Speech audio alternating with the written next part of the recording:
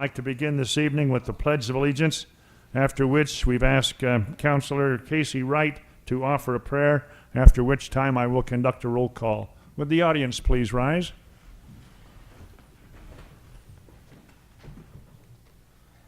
I pledge allegiance to the flag of the United States of America and to the republic for which it stands, one nation under God, indivisible, with liberty and justice for all. Thank you.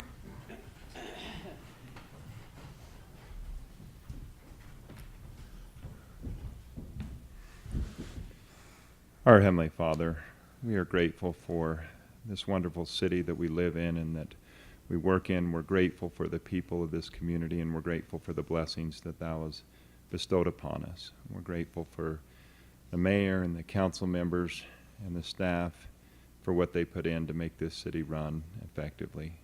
We pray that Thou bless over us tonight in this meeting, that we will act with Thy Spirit, that good decisions will be made that are for the betterment of all. We pray that Thou bless over the men and women of our armed services, that Thou protect them as well as our first responders. Bless over them and their loved ones. And we say this in the name of Thy Son, Jesus Christ. Amen. Thank you, Casey. I will now conduct a roll call. Councilman Barnes. Present. Councilman Bowen. Present. Councilman Frost. Here. Councilman Shelton. Here. Councilman Shorter. Here. We have a quorum and can conduct the business of the community. We have royalty amongst us this evening. We have the Miss Pleasant Grove and the Pleasant Grove Rodeo royalty. Ladies, if you'd come forward, take the microphone in the middle of the room and introduce yourselves, please.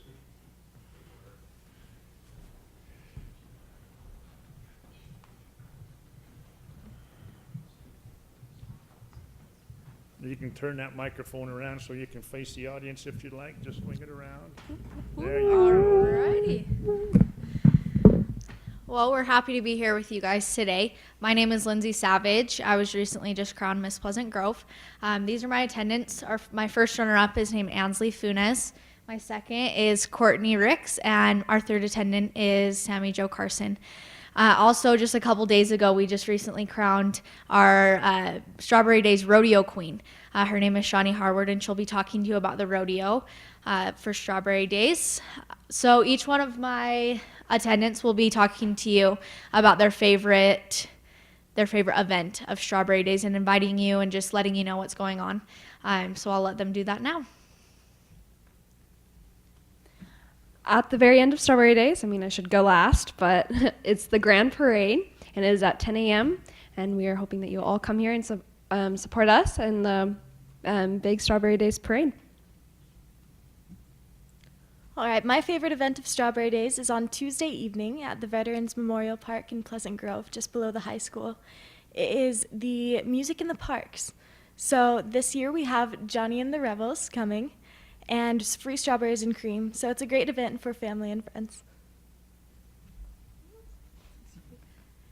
Okay, on Friday morning at 9 o'clock, there's a activity called Huck Finn Days, and it's a great family event. Over 1,000 kids come and participate in fishing and face painting and many different games, and it's a great event for kids and for the family, and it's all free. Our rodeo this year will be held on the June 14th through the 17th, each of the evenings. Our pre-show will begin at around 7 or 7:30, which is our Mutt and Bustin', and our show will begin at 8 o'clock. All of the tickets will be reserved seating this year and are being sold at Smith's and Macy's locations. All right, so I don't think I said this earlier, but Strawberry Days will be held June 11th through the 17th. We hope to see you all there. And then for our councilmen, we have a strawberry cheesecake for you. So the best part. Leave it right there, and I will have a lady that's volunteered to take care of it for us. Okay. Make sure that it's equally shared with all involved. Thank you so much. Ladies, we're happy to have you in our community this evening. We wish you much success with Strawberry Days and wish you well in your reign as the Queen of Pleasant Grove City. Thanks so much. Appreciate it. Enjoy your cheesecake. Let's give them a round of applause, ladies and gentlemen.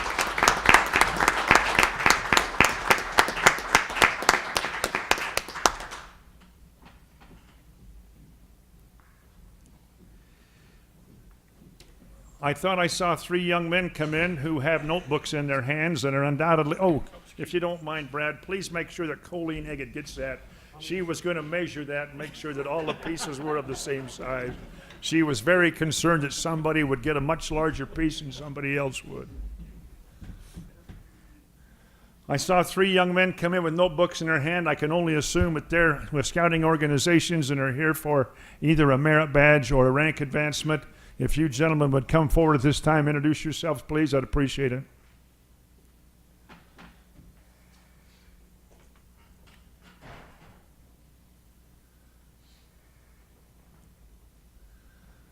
Tell us your name, your troop number, your rank, please, and who your scout leader is. Okay, I'm Luke Anderson from Troop 935. I'm here to get my citizenship and community. And my leader is Thomas Carlenzi. Thank you. I'm Luke Peck.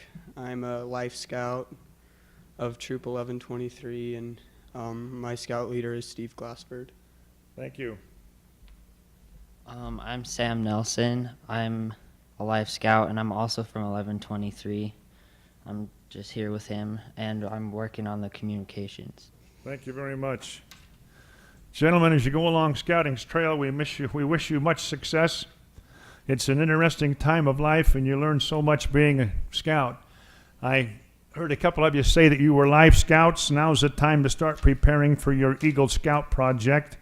Look around your neighborhood, look around your ward, look around your school, look around the community, see if there's something you can do that would benefit your neighbors, and work hard to make our community better as you do that Eagle Scout project. Again, good luck and congratulations. We wish you well. It's now time in our meeting. We set aside time every meeting to receive public comment. If anyone would like to address the mayor, the city council, the senior staff, you may come forward at this time and make those comments.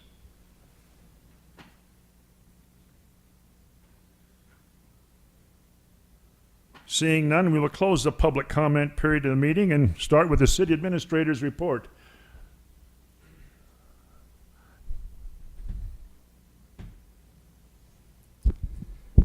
Mayor and Council, I have just a couple of items. The 41st Annual Utah Valley Parade of Homes will be held June 8th through June 24th, and there is an invitation for council members to come to a briefing of the parade on Tuesday, May 23rd at noon to 1 o'clock.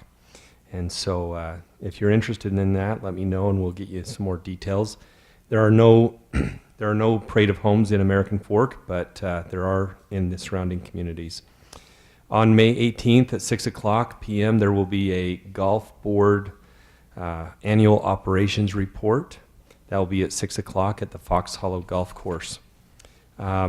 Wanted to report that there was a fire down at the Timpanogos Special Service District in their composting operations. They will not be accepting green waste for now, so until further notice. But they don't have the ability to grind that up right now, and so they don't want to accept any more. The fire department's been doing their physical fitness testing. 47 out of the 50 officers have passed that, and the rumor is no one can beat Chief Brems. We also have on the online the special events permit. If anyone's interested in filling out an events permit, if you have an activity that needs police or special considerations, then we have that permit online now. So that's all I have. Thanks for that report, Mr. Bunker. We'll start with the council reports concerning committee assignments. We'd like to start tonight with Councilman Barnes, please. Thank you, Mayor. Just two quick ones, one of which we've talked about several times, but it is important, and that is the Memorial Day program. Again, will be on Monday, May the 29th. It will be at 11 a.m., and just a strong emphasis, it will be at AF Junior High. We'll have some great music and great speaker, and of course, we're there to honor those who've served, and we appreciate their service and sacrifices.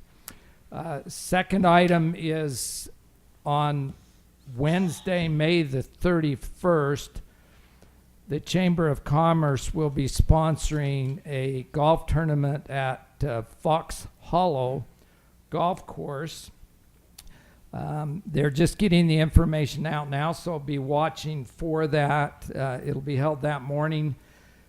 They do this each year, and they benefit a different organization, and the one that they will be benefiting this year is the Army Battalion at the AF Armory. You may know more about what that really means, Mayor, than I do, but that's what my message says. So if you're a golfer and you want to participate, watch for stuff and get signed up. And if you're not a golfer and want to participate, they'll still take your money, I'm sure. They don't really care. So that's my report. Thanks for that report, Councilman. Councilman Bowen. Thank you, Mayor. Just a couple of items. Had the opportunity to go to the American Heritage School groundbreaking for their high school addition. They're doing a playing field and eventually additional classroom space, parking, stuff like that. But their athletics facility will be great when it's all built out. And by the end of this summer, they expect to have the playing fields in place, which will be neat. I have a couple of kids that go to the school. It's a great organization. I'm really thankful for what they do and for the principles that they're based on. They have, one of the founders was there, Widow Shirley Anderson is what they always call her, but her husband was Verlin Anderson, who was involved in the state legislature and church service and wrote several books, some of which he co-authored with President Benson. And I would recommend those to anyone if you want to, we would all be improved to read the words of Elder Anderson and Elder Benson.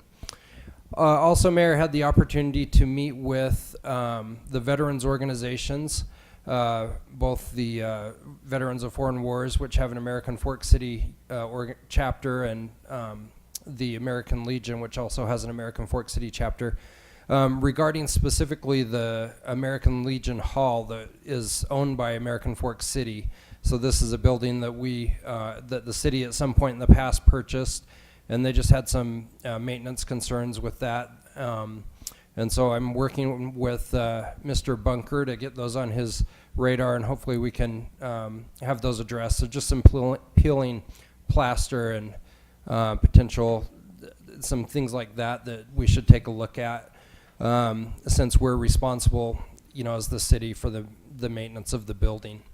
And that's my report, Mayor. Thanks for that report, Councilman. Councilman Frost. Just one thing tonight. I had Commissioner Ivey's office reach out to me, and we have coordinated together, and we will be hosting 1 week from tonight in this building, in this very room, a domestic violence town hall. And through that process, we have invited many outside organizations, ecclesiastical leaders of many faiths, and it will be a forum in which resources will be available and spoken of. We're going to tape that, live stream it, and we're going to archive it so that people, if they have domestic violence issues in their life, will have a resource on our city website or a link of some sort that they can learn about the many resources that are offered to them. So I don't know if the council was CC. I'll CC everybody there tomorrow on the invitation, but if you know anybody that's been affected by domestic violence, certainly in our city we've had some high-profile cases. I think that's why they chose American Fork City to have a town hall. But I would encourage you to be there if you feel like it warrants that and you have people in your life that might be suffering from domestic violence. Thanks, Mayor. Thanks for that report, Councilman. Councilman Shelton. Thanks, Mayor. It was great to see Pleasant Grove royalty here tonight, and let everyone know Miss American Fork pageant will be coming up on June 30th. We'll be selecting our queen for the coming year. That'll be at 7 p.m. at the American Fork Junior High. Admission is free, and everyone's invited to be able to attend that event.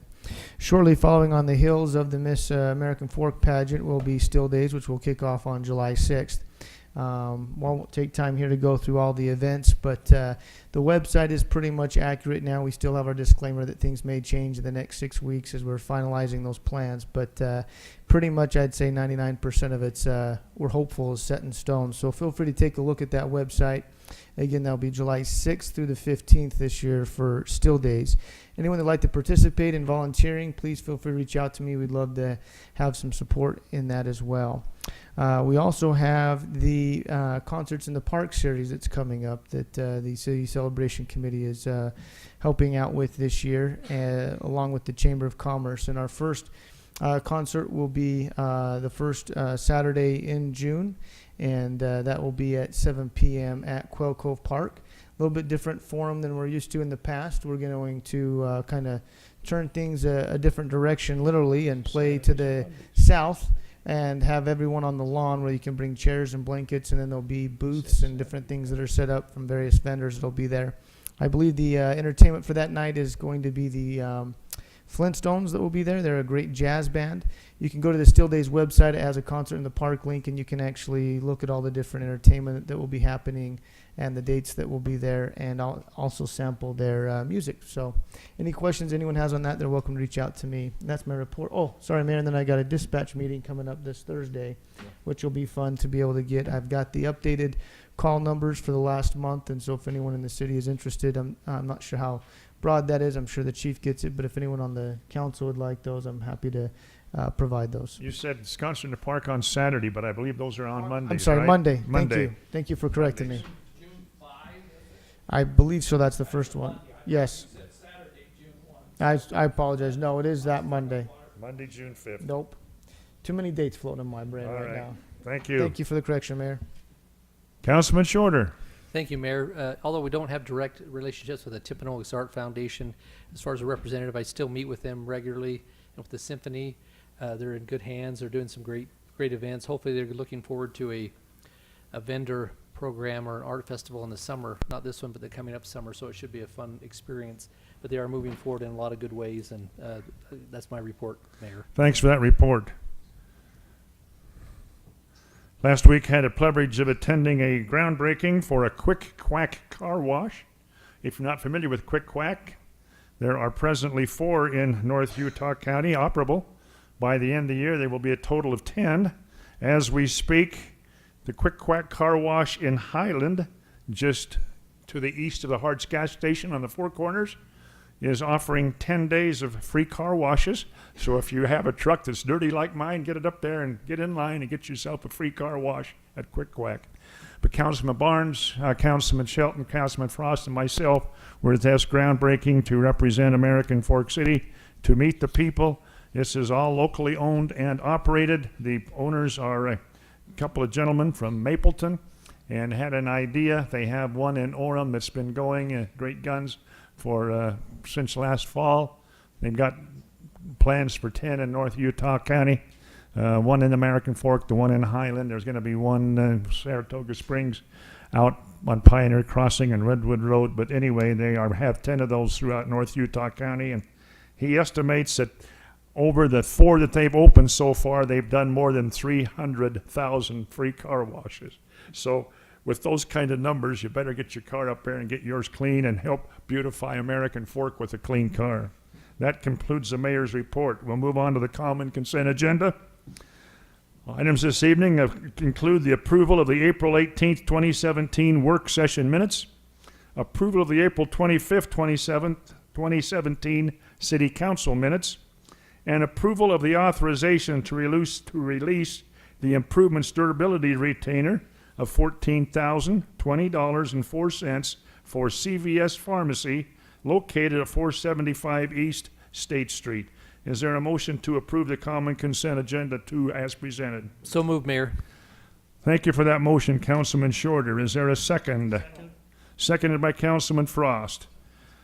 With hearing no questions, I will conduct a voice roll call. Councilman Barnes. Aye.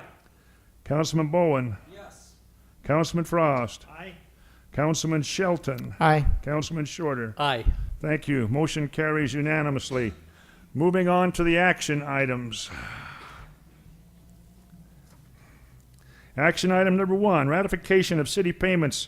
These include April 18th of 2017 to May 2nd of 2017, and approval of purchase requests over $25,000. Is there a motion to approve the city payments? So moved, Mayor. Thank you, Councilman Frost. Is there a second? Second. Any questions on this motion? Hearing none, I will do a voice roll call vote. Councilman Barnes. Aye. Councilman Bowen. No. Councilman Frost. Aye.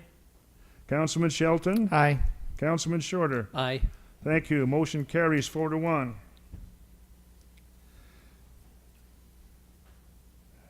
Item number 2, review and action on a review and adoption of the city's tentative budget for fiscal year ending 30 June of 2018. The council worked this over at a work session a week ago. Is there any changes or questions that the council has regarding the tentative budget? I think the key word here is tentative. I just wanted to ask Mayor again, the Capital Streets improvement budget, what is that final number in this tentative budget?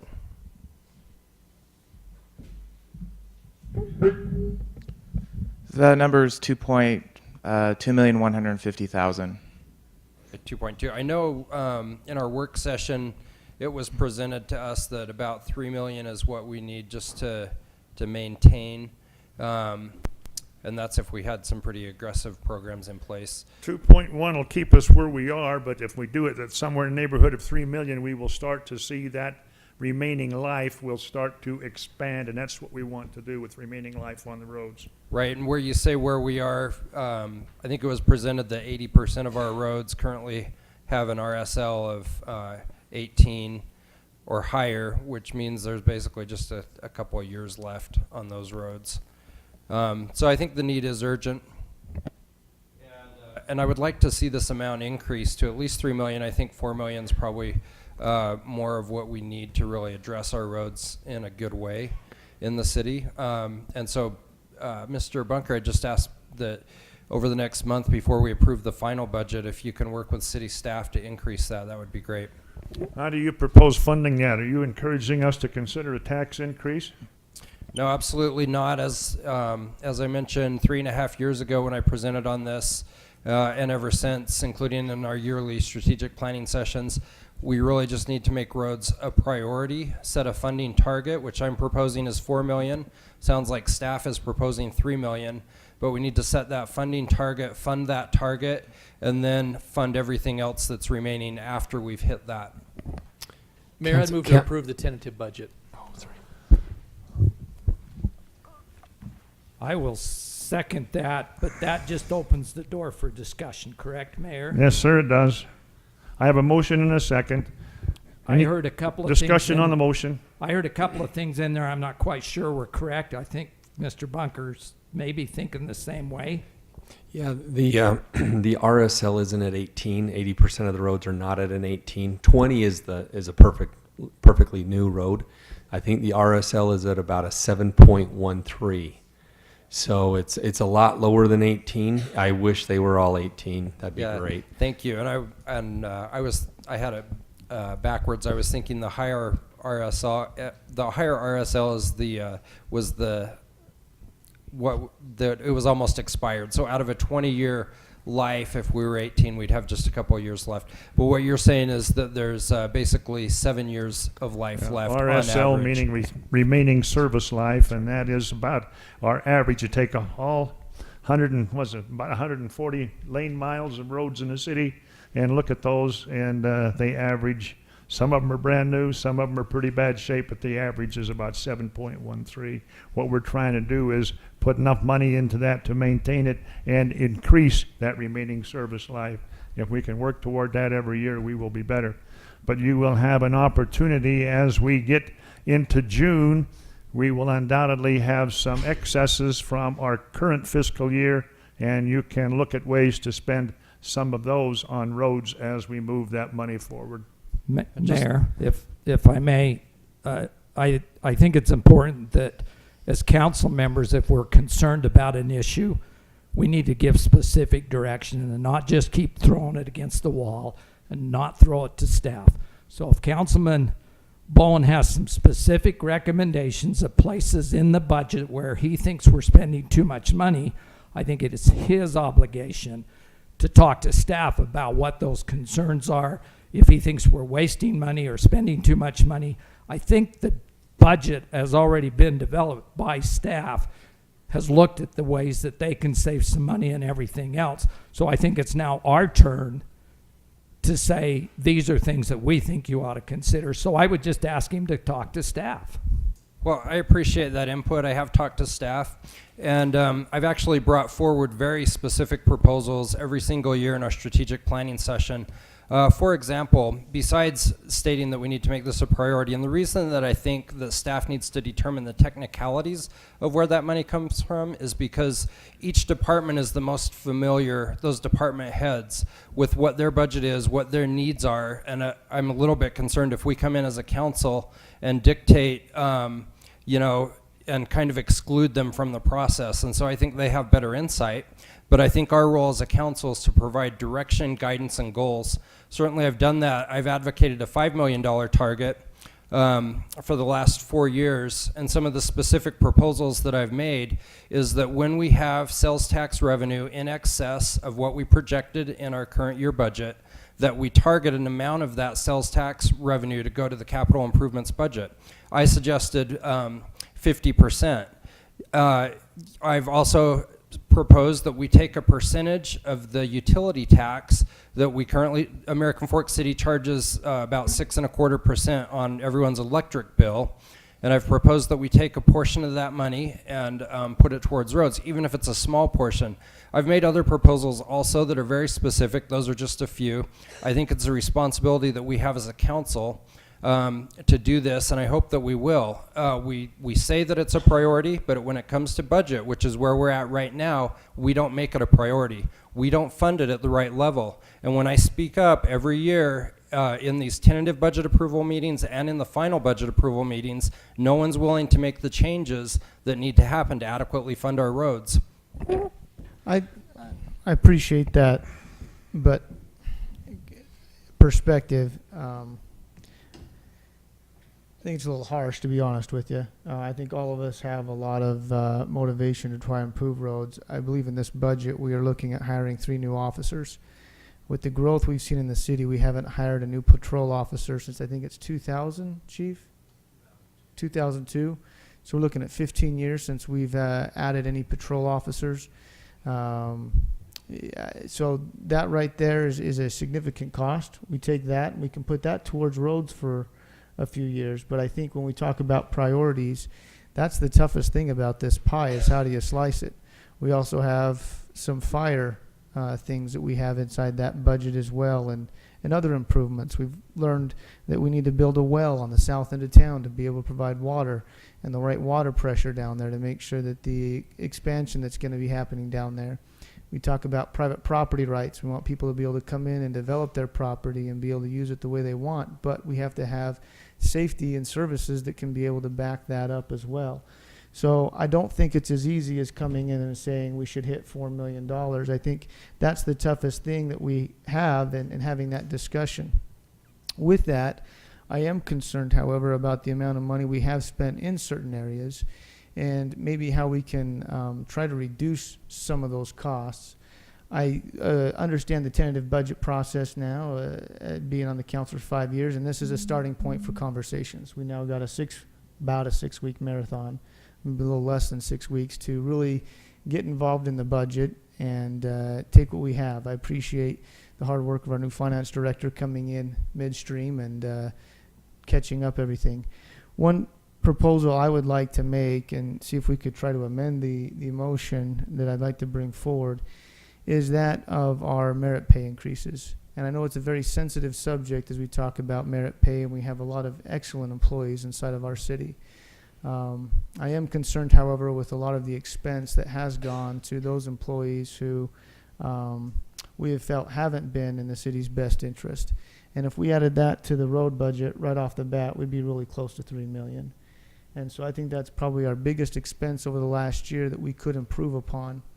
What I would propose in the tentative budget, and again, just being tentative and it can change between now and when we approve the final budget, is I'd like to have it proposed to us how we're doing our merit pay increase system and how our supervisors are communicating with our employees all the way from the city administrator down to the garbage collector type of scenario, and get a real good comfort level for that. So what I would propose is that we shift approximately that $145,000 over to fund balance. We earmark it, we keep it in reserve, and take a look at that system.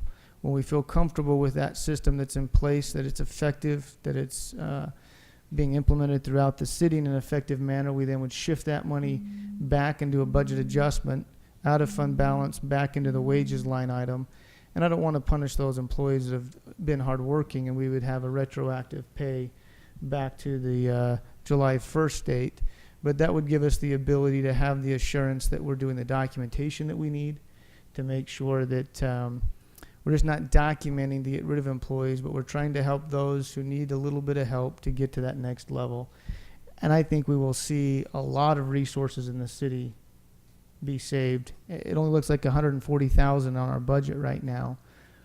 But when you take into consideration everything that we've had experience with this last year to 18 months, that number grows almost 6 times that amount.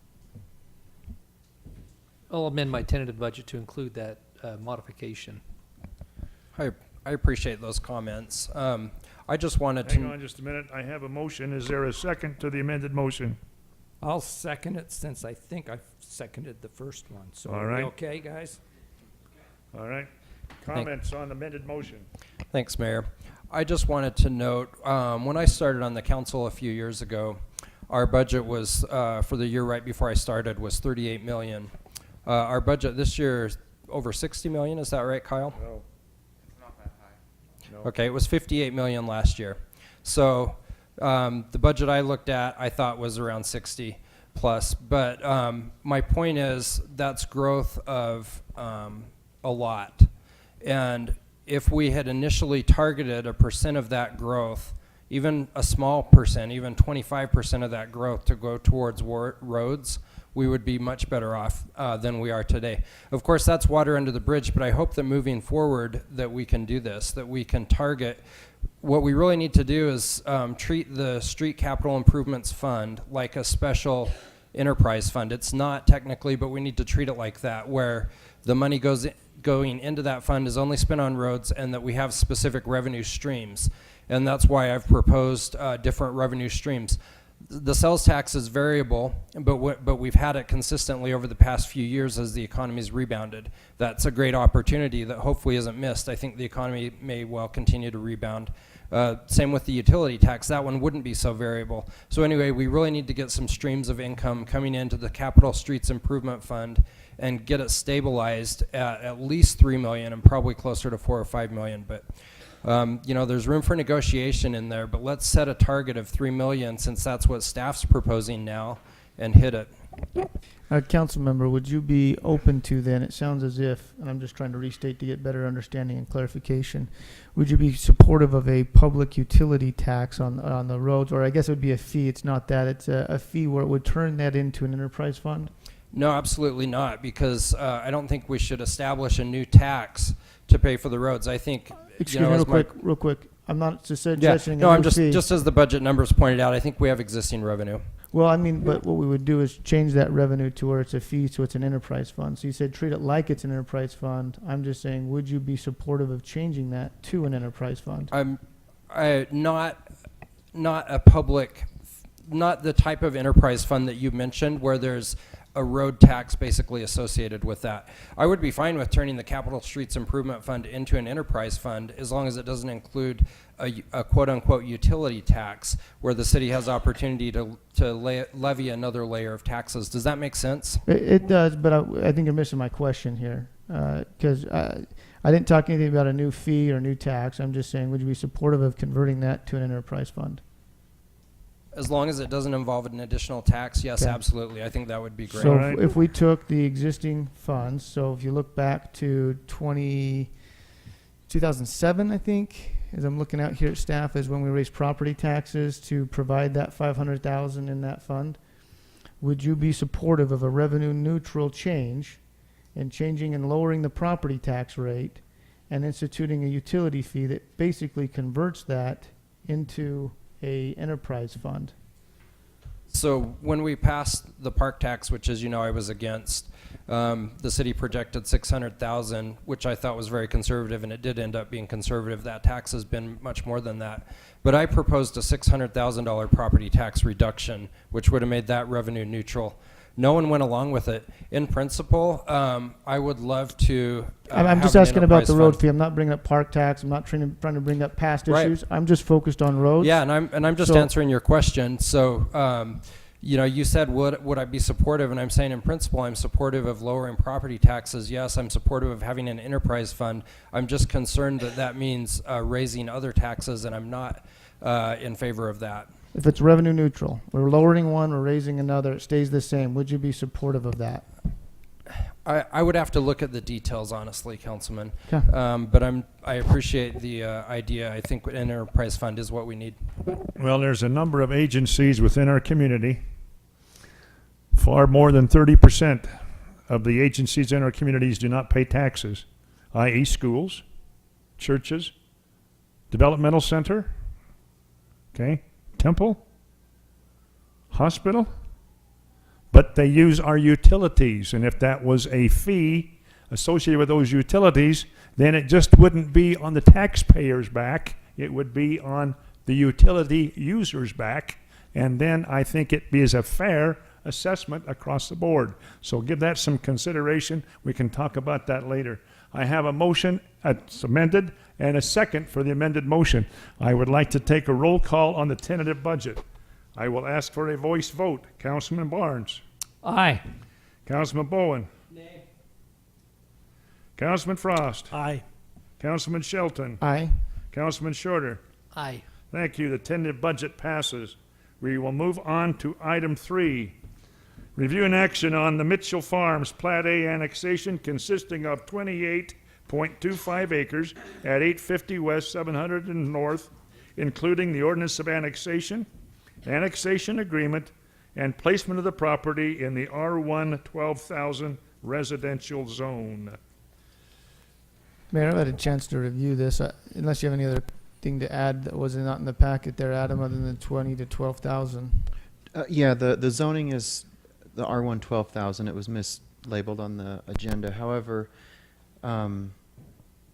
there's one section that we would like just to change for clarification purposes. That's on the packet. It's page 15 in the packet. It's items C and D. Currently, it states 1 culinary water connection and 1 sanitary sewer connection. If we could change the word connection to lateral, that would provide additional clarification. Change the word connection to lateral. huh? Correct. On those items C and D. Just lateral. Okay. And again, the zoning was mislabeled. It's the And this should be R112, correct. Yes, sir. Mhm. All right. Any questions on the Mitchell annexation? Mayor. I think staff has met with the family. I believe the family is satisfied as we're moving this ahead. So Mr. Mitchell is here tonight. If a member of the council has questions, they may address Mr. Mitchell and he'll be able to answer your questions. Just out of curiosity, Jeff, you okay with those changes? I guess they had mentioned those to you before the meeting, or just? Yeah, I don't know how that affects me. The idea was when that road widens that it will impact my septic system, and so it would require a hooking up to the sewer. There's a stub into my property now, but you know, my thinking was that the city, when those improvements go in along 700 North, that my home would be hooked up to the sewer and culinary water systems. So is the reason for the change, are we still under the same understanding, Casey, Adam? So lateral means that he's going to connect to the city as soon as that road goes through, right? Is that your understanding, Jeff? Yeah. Are we waiving the fee then? Is that the connection fee? I think the purpose of the clarification is, one of the purposes, I should say, is that we're not waiving impact fees, which is, I stated below further in the agreement, but we just didn't want there to be any type of potential conflict between the two sections of the document. So we said, we changed the wording there so it's clear that you still have to pay impact fees as part of coming into the city. Now, I don't, Jeff, go ahead. That's not part of the annexation. Yeah, that wasn't part of the annexation. My home is already in the city. I'm already annexed, and so my understanding was that the road's going to be widened now, later, sometime. My home's already in. There's going to be an additional taking of property along the frontage of our home. Part of making that whole is landscaping, driveway reconfiguration, a sewer and water connection, and my understanding was that burden of cost would not be on us. We're already in the city.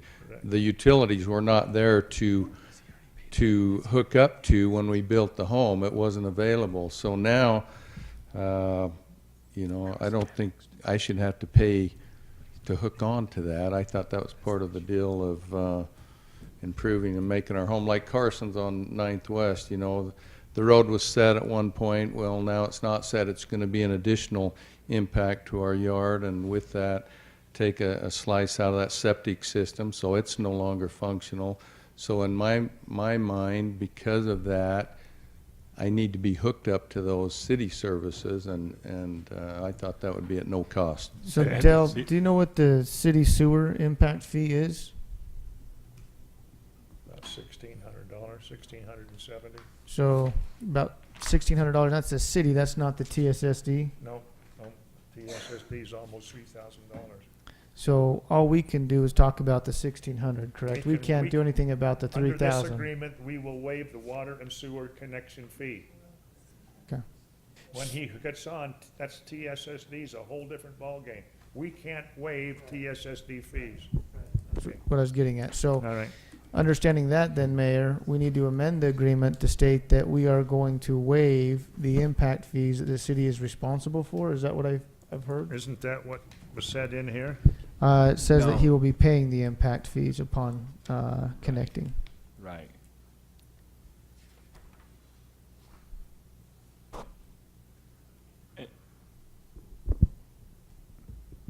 Which, I don't think it's proper for the city to waive impact fees.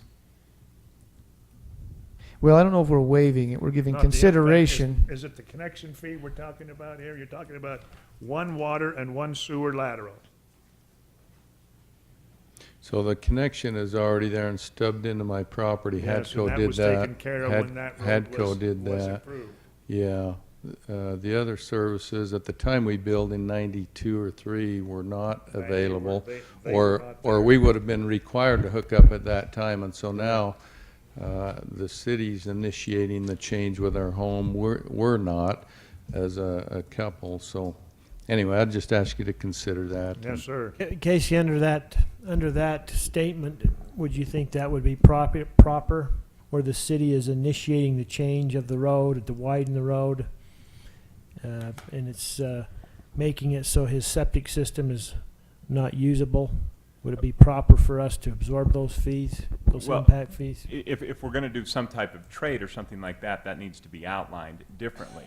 But there needs to be an analysis of the cost of the impact fees, the impact on his property. If that balances out somehow, then we need to actually kind of show the two checks crossing rather than just a wash. We ought to do some work on that if that's what the council wants to do. But it would be improper just to waive the impact fees. Does that make sense, the distinction there? So there was a purchase that already took place on the 700 North expansion property, and that's outside this agreement. Is that correct? That's my understanding. Okay. Yes. So we purchased that property, and as part of that purchase, was it ever take into account the issues with the septic tank? It was listed when, who's the engineer that did that? RG&B? Is that, or what? Anyway, that engineering firm had a breakdown of all of those things on there initially, and that's been 2 years ago or 2+ years ago, and I have a copy of that. Let's see, Dell has a copy of that, Dell Goodman. And it had itemized breakdowns of all the impact to our home that was already annexed into the city, and those costs were part of that.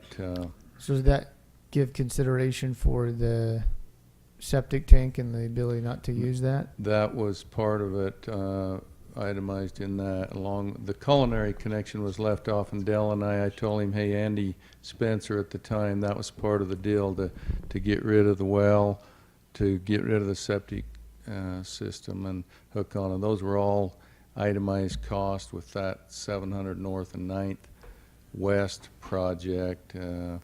So I guess my question is, have we already given consideration then? No, compensation? No, for that never happened. The contract was never signed, and then engineering changed, and so that's why we're 2 years down the road still. So we trying to haven't resolve purchased the some of 700 North property? Yes, yes, that just completed.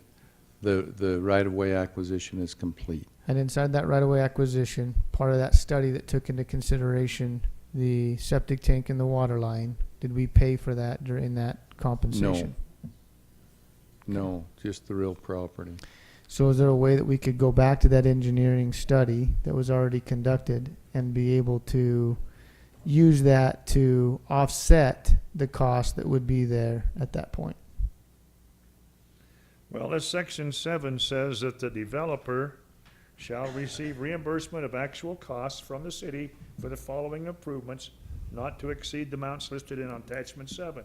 That's the concrete curb and gutter, 2 driveway approaches, 1 culinary water line lateral, 1 sanitary sewer lateral, saw cutting of existing asphalt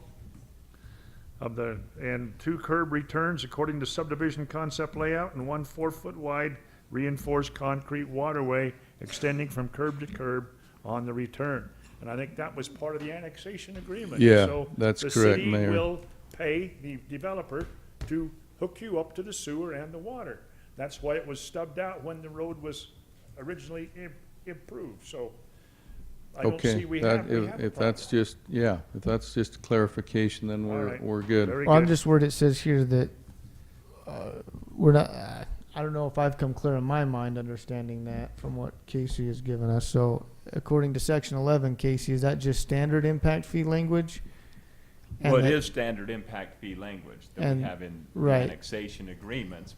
Well, But if the cities, we can eliminate. keep in mind that on an annexation, now, Mr. Mitchell's home it's already been annexed, but we take those as conditions of annexation.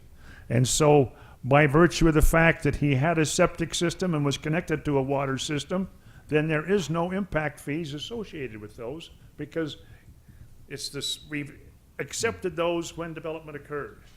So That's correct. I That's think that correct. this is written correctly, and I think the city's prepared to reimburse the developer at the time that those improvements go in to make those connections, and we will pay him back for his actual expenses. That's Okay. as per the agreement, sir. Okay, very good, Mayor, I'll go ahead Thank and you. I'll approve the Okay. Mitchell Farms Plat A annexation considering 28.25 acres at 850 West, 700 North, including the ordinance of annexation agreement, and placement of the property in the RA1 12,000 residential zone. Thank you for that And make- motion, Councilman Shelton. Is there a second? And add to that the changes that were requested, that the connections be changed to laterals in the referenced material that On Adam had. page 15. Yes. Thank you. Is there a second? I'll second. Have a second from Councilman Bowen. Any questions on this motion? Hearing none, I will do a voice roll call. Councilman Barnes. Aye. Councilman Bowen. Yes. Councilman Frost. Aye. Councilman Shelton. Aye. Councilman Shorter. Aye.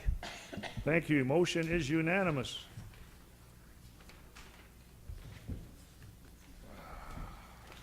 Need a few more pages up here, Brad. We have moved down to item number 4, review and action on a resolution adopting the 2017 Mountain Land Pre-Disaster Hazard Mitigation Plan. If you will allow me to explain. Mountain Land Association of Governments is that layer of government that deals with federal funding for the 3-county area, those meaning Summit, Wasatch, and Utah counties. We have been working on a hazard mitigation plan involving forest fire, flooding, and earthquake for a number of years. It has gone to FEMA a number of times and has been reworked by both the mayors of the several counties and the county commissioners of the 3 counties, and it has now been accepted by FEMA. We are to complete the resolution and put this on a file, because then should we have an earthquake or a fire or a flood impacting the quality of life in our community, then we can go through the normal mitigation plan and request FEMA funding to restore those services for our community. This resolution is a requirement of FEMA to qualify us for that future funding if and when or should those occur.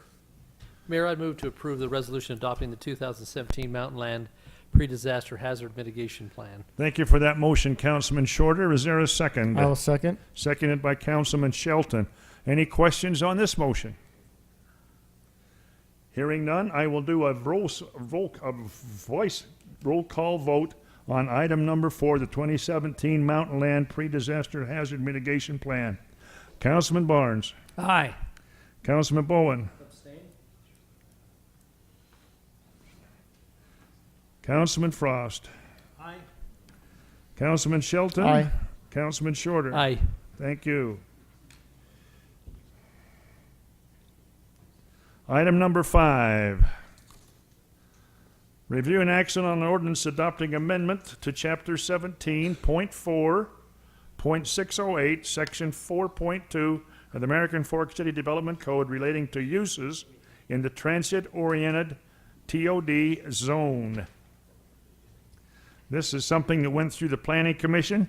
It dealt with facilities in the core area of the TOD and what could be the commercial and what could be the residential element. And the change to the ordinance was well presented. Copies in front of you. You can read that and see what it means is that the ground floor will be the commercial zone and the residential zone will be the floors above that commercial zone. So, Mayor, I'd move to approve the ordinance adopting amendments to Chapter 17.4.608, Section 4.2 of the American Fork City Development Code relating to issues to uses in the transit-oriented development TOD zone. thank you for that motion, Councilman Shorter. Is there a second? Second. I have a second by Councilman Frost. Any questions on this motion? I'm reticent to dictate to a business, particularly residential care. It seems like they might actually have a pretty legitimate need to be on the ground level in a lot of cases. I just don't want to get into the business of telling businesses how to run their business, and I feel like this does that to a degree. I was at the Planning Commission when they discussed this, and so I think I understand, what's going on here, but just not am supportive of that for those reasons. All right, thank you for that explanation. I have a motion and a second. I will do a voice roll call vote. Councilman Barnes. Aye. Councilman Bowen. No. Councilman Frost. Aye. Councilman Shelton. Aye. Councilman Shorter. Aye. Motion carries 4-1.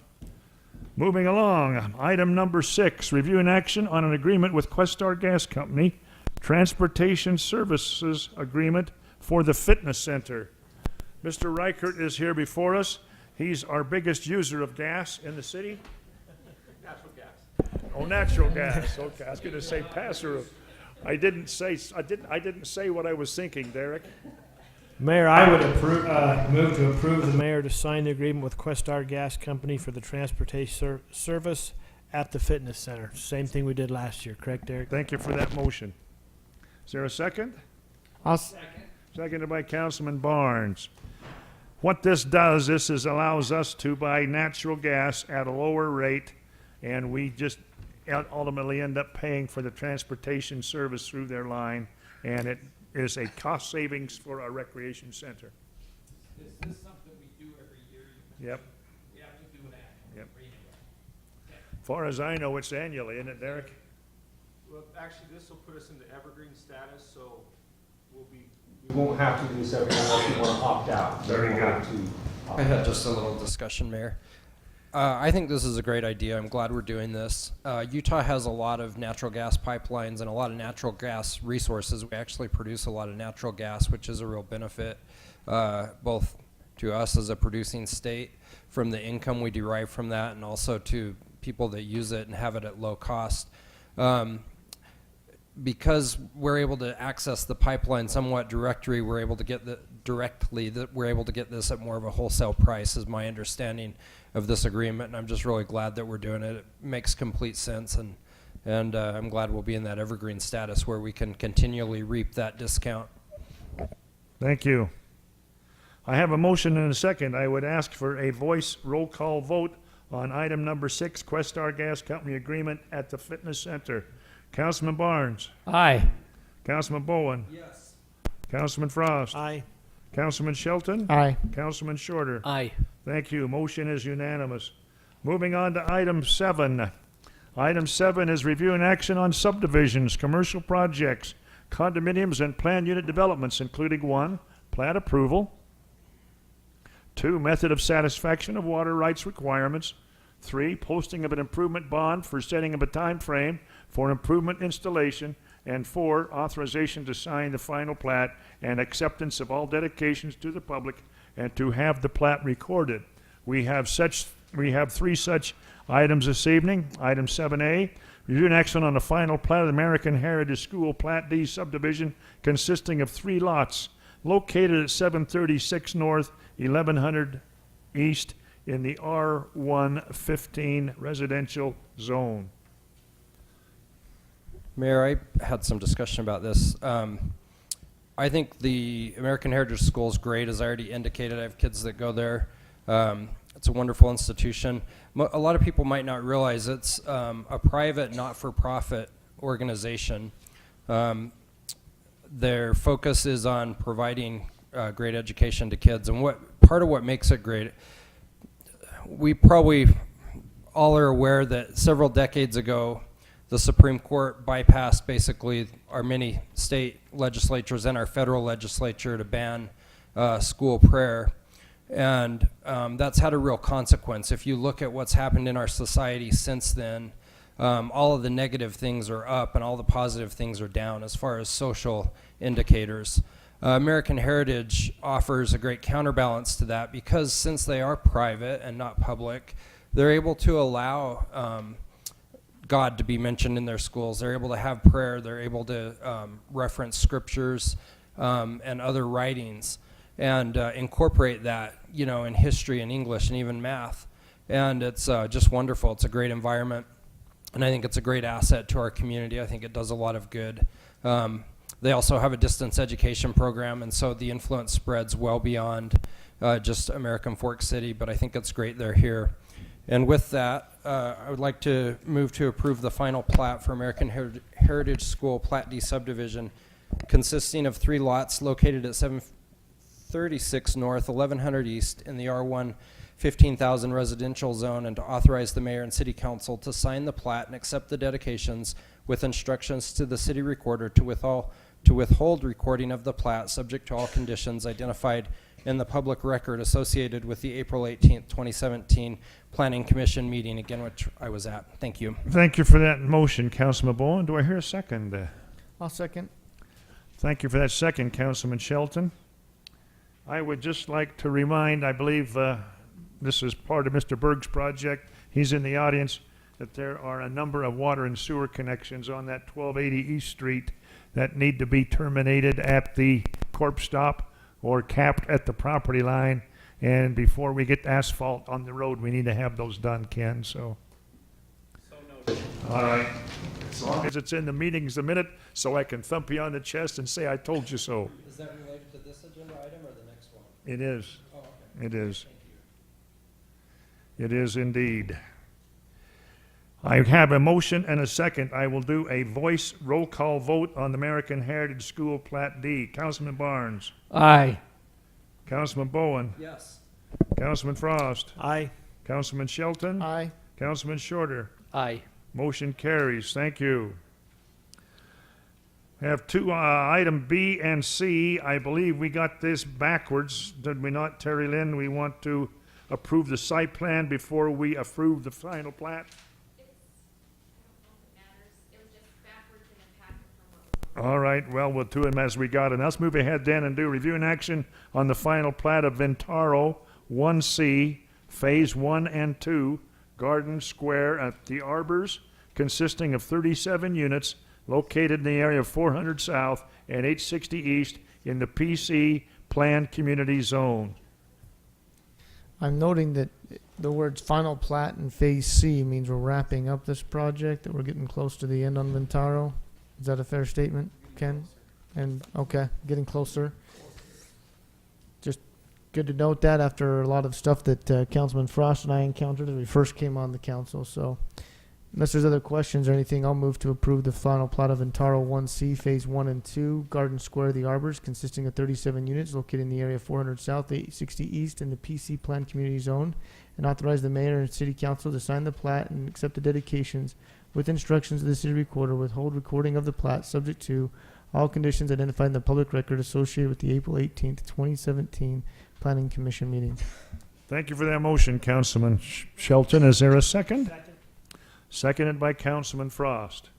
Any questions on the motion? Hearing none, I will do a roll call vote on Ventaro 1C, Phase 1 and 2, final plat. Councilman Barnes. Aye. Councilman Bowen. Yes. Councilman Frost. Aye. Councilman Shelton. Aye. Councilman Shorter. Aye. Thank you. Motion is unanimous. Moving on to item 7C. 7C reads, review and action on an ordinance approving a site plan for Ventaro 1C, Phase 1 and 2, Garden Square at the Arbors, consisting of 37 units located in the area of 400 South, 860 East in the PC Planned Community Zone. Mayor, I'd move to a motion to adopt the ordinance approving a site plan for Ventaro 1C, Phase 1 and 2, Garden Square, The Arbors, consisting of 37 units located in the area of 400 South, 860 East in the PC Planned Community Zone, with instructions to the city recorder withhold publication of the ordinance subject to all conditions identified in the public record associated with the April 18, 2017 Planning Commission meeting. Thank you, Councilman Shorter. Is there a second? I'll Seconded by Councilman Barnes. Any questions on this item? Hearing none, I will do a roll call voice vote on Ventaro 1C, Phase 1 and 2 site plan. Councilman Barnes. Aye. Councilman Bowen. Yes. Councilman Frost. Aye.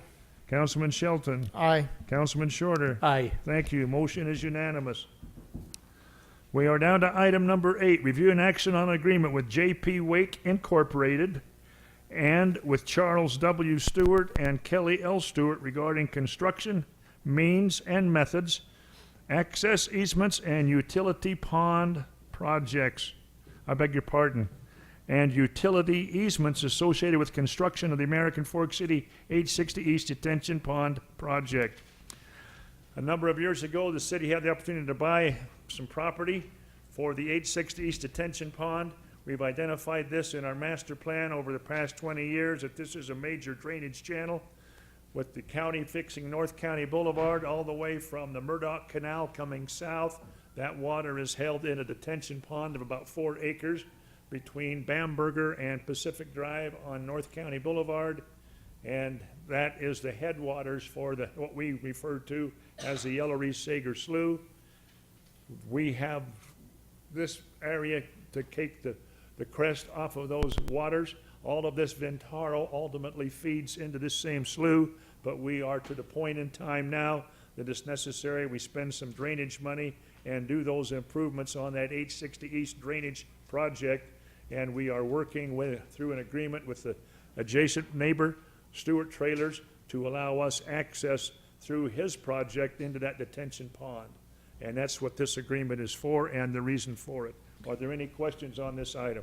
Mayor, I'd move to approve the agreements with the J.B. Wake, Inc. and with Charles W. Stewart and Kelly L. Stewart associated with construction of American Fork City's 860 East Detention Pond project, and authorize the mayor to sign the agreement documents. Thank you for that motion, Councilman Shorter. Is there a second? I'll second. Thank you for the second, Councilman Shelton. Any questions on this motion?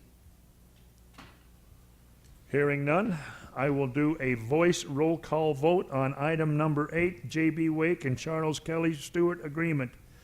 Councilman Barnes. Aye. Councilman Bowen. Councilman Frost. Aye. Councilman Shelton. Aye. Councilman Shorter. Aye. Thank you. Motion carries. Item number 9 is consideration action entering into a closed session as needed to discuss the character or professional competence of individuals, to discuss pending or reasonably imminent litigation, or to discuss the purchase, lease, or sale of real property, or to discuss other matters as described in Utah State Code 52-4-204 and 52-4-205. Is there a motion to move into closed session? Mayor, I'll make that motion to enter into closed session to discuss matters of character, professional competence of individuals, and to discuss pending or reasonably imminent litigation. To meet downstairs. Thanks for that motion, Councilman Shelton. Is there a second? Second. Seconded by Councilman Shorter. I will ask for a roll call vote to move into a closed session. Councilman Barnes. Aye.